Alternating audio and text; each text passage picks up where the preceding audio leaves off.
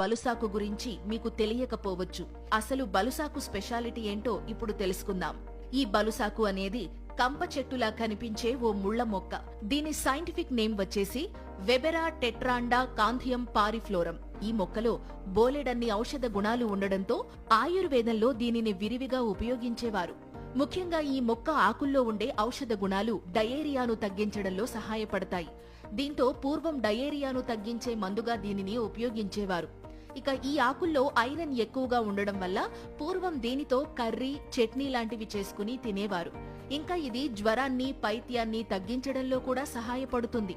ఇక అనారోగ్యంతో పథ్యం పాటించాల్సి వచ్చినప్పుడు రుచికి కాస్త వగరుగా ఉండే బలసాకు తినేవారు. అందుకే బతికుంటే బలుసాకు తిని బతకొచ్చు అనే సామెత పుట్టిందని కొంతమంది అంటుంటారు. ఇక దీనిలో ఉండే ఔషధ గుణాలు గౌట్, ఆర్థరైటిస్ సమస్యలను తగ్గించడంలో కూడా సహాయపడతాయి. ఇంకా ఇది అజీర్తిని తగ్గించి ఆకలిని